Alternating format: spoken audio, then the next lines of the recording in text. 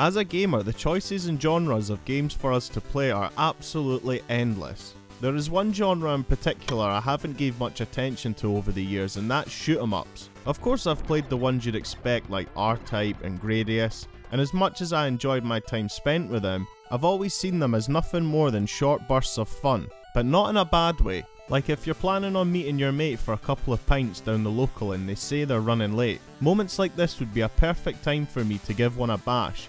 However, I was pretty surprised on one of the last videos I done when a viewer named 8wealthy18 commented asking if I'd do a review of this. I'd never heard of it and ended up learning a lot about it, so without further ado, let's get into the video. Here's my review of Chikyū Kaihō Gun ZAS for the Nintendo Game Boy. I hope you enjoy.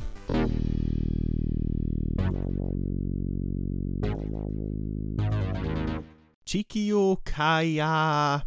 You know what, we'll just refer to the game as ZAS from now on. I did see online the original title translates to English as Earth Liberation Army ZAS, but I don't know how accurate that is, so I don't want to make an arse of myself, so ZAS will do.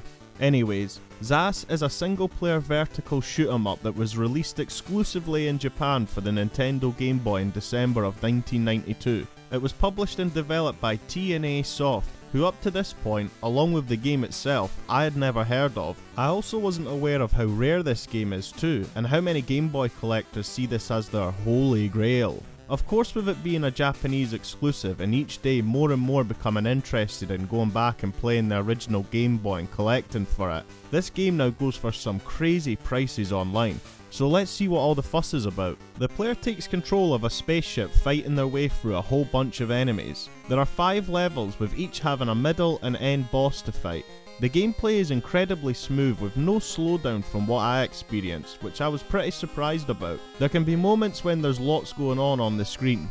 The ship you control can be used as a single fire ship, dealing more damage and firing more bullets at once. But with a tap of a button it can be transformed by expanding its satellites and being able to shoot guns on either side, allowing the player to hit more targets at once, but also sacrificing not being able to deal as much damage. I found this element of gameplay rather interesting because the game itself teaches you to know when and when you shouldn't be expanding your satellites. For example, in one level the middle stage boss can deflect your bullets with its hands while also covering its weak spot. However, when you have your satellites expanded, it opens up chances to hit the boss's weak spot while it's busy deflecting the other bullets you're shooting at him. Very smart. There was also moments where you couldn't directly hit an enemy because they may be hidden at an angle or behind a wall where your ship couldn't reach. But with your satellites expanded, they can also be used as a sort of battering ram. So if you can't fire directly at them, just edge close enough to them with the satellites out and you can take them out no bother. Here's a tip though.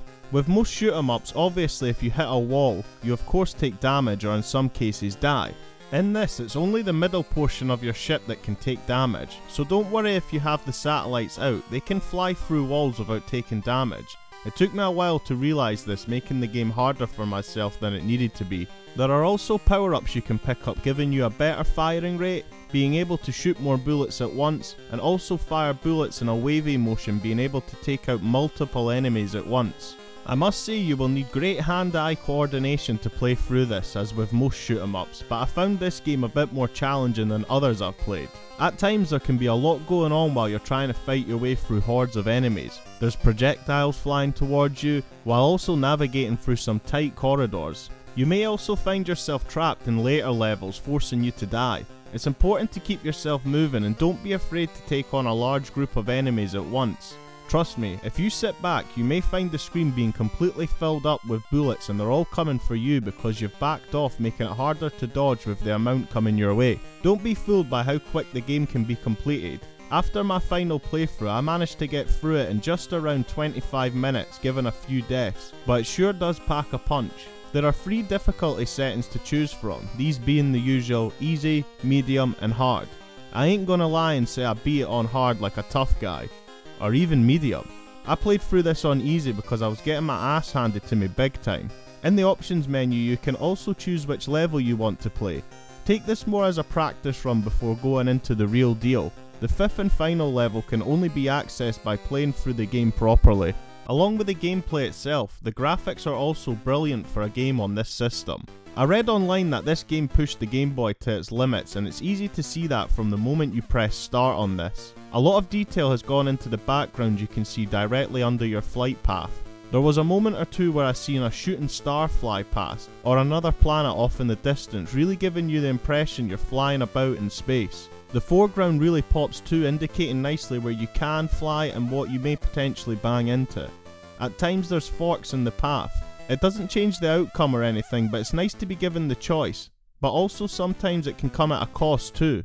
One side may have less and easier enemies to deal with, but the enemies on the other side may have projectile rockets that follow your path. So you may have to think quickly on what path suits your playing style and how easily you can defend yourself against them.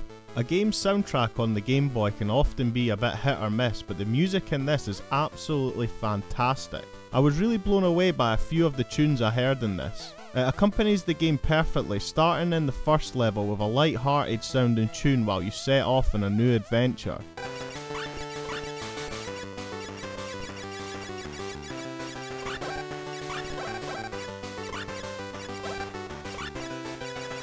But as you progress through the game further, it becomes a lot darker as you come across newer and tougher enemies, giving you a sense of feeling like the worst is still to come. Level 3's music was my favourite.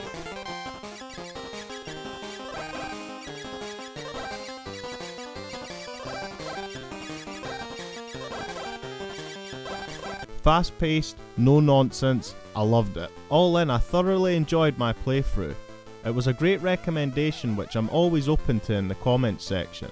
I would highly suggest to anyone who hasn't already to definitely give it a bash, and I was honestly surprised after playing it and checking YouTube that no one has covered this game before. All I could find was playthroughs of the game by some highly skilled players. Would it be worth the asking price it's going for online? Absolutely not. If you're a hardcore collector then go for it, but I couldn't justify it myself.